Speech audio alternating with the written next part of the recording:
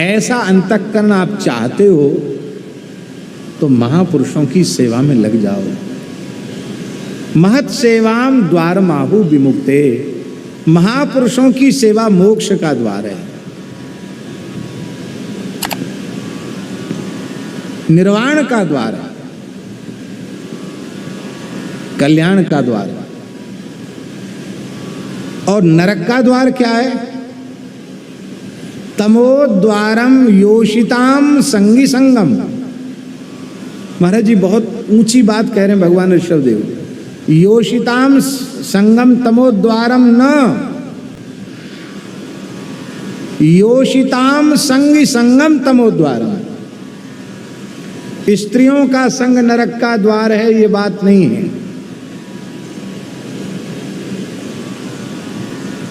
द्वारम किमेकम नरकस्य नारी, ये जो बात भगवान आदि शंकराचार्य जी ने कही है उसका प्रयोजन दूसरा है। नारी निंदा में उसका बिल्कुल तात्पर्य नहीं है। पर भगवान ऋषभदेव कह रहे हैं कि नारी नरक का द्वार नहीं, स्त्रियों में आसक्त जो विषयी भोगी लोलुप पुरुष हैं उन विषयी पुरुषों का संग नरक का द्वार है। ये माताएं तो साक्षात भगवती का स्वरूप हैं, इनके चरणों में प्रणाम है। भगवान के अवतार भी इनके गर्भ से प्रकट होते हैं, बड़े बड़े ऋषि मुनि महात्मा भी इनके गर्भ से प्रकट होते हैं। ये साक्षात जगन माता हैं, लोक माता हैं। ये नरक का द्वार नहीं है। इनके प्रति जो भोग्या की बुद्धि है वह विषयी पुरुषों के कुसंग से उत्पन्न होती है। विषयी पुरुषों का संग न मिले तो ये पता ही नहीं चलेगा कि ये भोग्या है।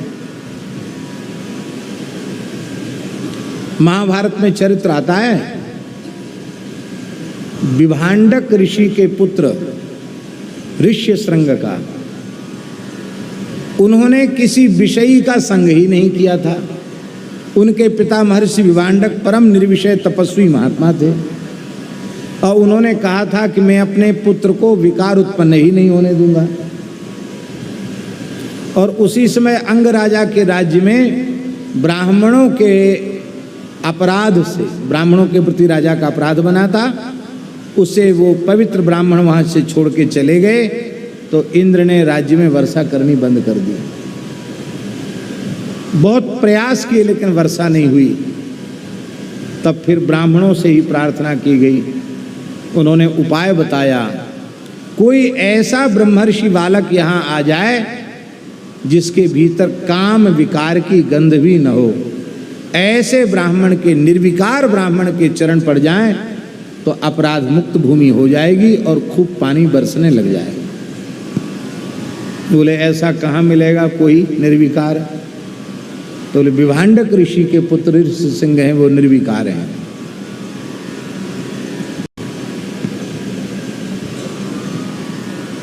अब कौन लाए उनको?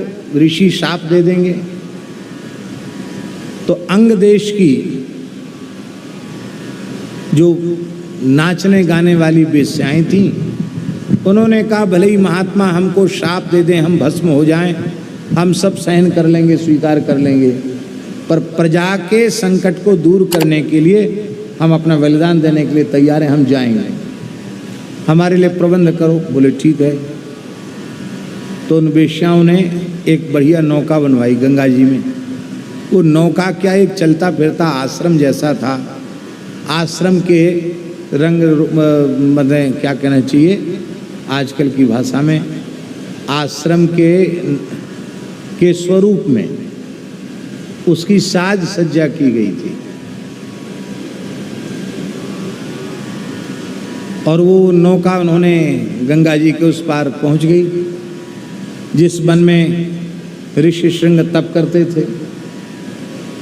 तो वो पता लगाने लगी कि विभांडक ऋषि कब आश्रम छोड़ के जंगल में जाते हैं कंदमूल फल लेने के लिए। उसी समय वो पहुंची आश्रम में। तो अब किसी विषयी पुरुष का संग तो मिला नहीं था उनको। तो उन इस वेश्याओं को देख करके भी उनके मन में विकार नहीं जगा। वे सोचने लगे कि हमारे तो बड़े बड़े जटा हैं, पर इनके जटा तो अलग ढंग से सजे हुए हैं। वो चोटी गुथी हुई थी, ऐसे ऐसे बाल गुथे हुए थे। इनके जटा तो बहुत चमक रहे हैं, इनसे तो बड़ी खुशबू आ रही है भैया। और हमारे कपड़ा तो ऐसी वृक्ष की छाल है, और इनके वलकल वस्त्र भी बड़े दिव्य हैं। और वे इतने निर्मल थे कि वे कह रहे थे कि उन स्त्रियों से कह रहे थे कि अरे हमारी छाती तो बिल्कुल ठीक है, ये तुम्हारे बड़े बड़े फोड़े कहाँ से निकल आए, इनमें दर्द कष्ट तो नहीं होता है? नहीं नहीं, इनमें कोई कष्ट नहीं होता है। वो हमारे कंदमूल फल खाओ। तो वो बोली कि हम लोगों ने अनुष्ठान ले रखा है, हम किसी का अर्घ पाद्य आदि लेते नहीं हैं और हम किसी का दिया खाते नहीं हैं। तो आपका नाम परिचय? बोले नहीं नहीं, हम तो तुम्हारे ऊपर प्रसन्न हो कि हम दर्शन देने आए हैं हम लोग, तुम किसी को बताना नहीं अपने मिलने की बात। धीरे धीरे निकटता बढ़ गई और उन्होंने कहा कि हम तो तुम्हारे आश्रम पर 2-3 बार आ चुके हैं और तुम हमारे यहाँ एक बार भी नहीं आए, हमारे यहाँ आओ। बोले हम अपने पिताजी से, पूरी राम राम, पिताजी से मत पूछना, वो तुमको और हमको दोनों को ही शाप दे डालेंगे। इनका मन था इनका आश्रम भी देखने जाना चाहिए। तो उनके आश्रम को, आश्रम क्या था, नौका में बना हुआ घर जैसा था, उसमें वो ले गई और वहाँ बिठा दिया ऋषि श्रृंग को। और वीणा मुर्ज मृदंग आदि वाद्य बजने लगे, नाचने गाने लगी। उन्होंने जीवन में पहली बार नाचना गाना सुना था। वो देखते रहे तमाशा, इतने में ही अंगदेश आ गया। बोले महाराज अब उतर जाओ, कब तक आश्रम में रहोगे? जैसी पैर जमीन में पड़ा, बादल गरजने लगे, पानी बरसने लग गया। तो अब देखिए, यहाँ ये कथा पूरी सुनाने का प्रयोजन नहीं है। प्रयोजन ये है कि उन काम कलुषित चित्त वाली वेश्याओं के पास बैठकर भी उनके मन में विकार की जागृति नहीं हुई। वे आलिंगन करती हैं, उनका स्पर्श करती हैं, फिर भी उनके मन में काम विकार उत्पन्न नहीं हुआ। क्यों उत्पन्न नहीं हुआ? प्रश्न है। इसलिए उत्पन्न नहीं हुआ क्योंकि उन्हें किसी विषयी पुरुष का संग प्राप्त नहीं हुआ। विषय से चित्त मलिन नहीं होता है, विषय के प्रति आकर्षण ही विषयी के संपर्क में आने पर होता है। इसलिए देह गेह में आसक्त विषयी पुरुषों के संग का त्याग करना चाहिए। क्या कहें, हमारे पुराने महात्मा होते थे, वो संसारी मनुष्यों का शरीर से बिल्कुल भी स्पर्श नहीं कराते थे। उसका कारण क्या है?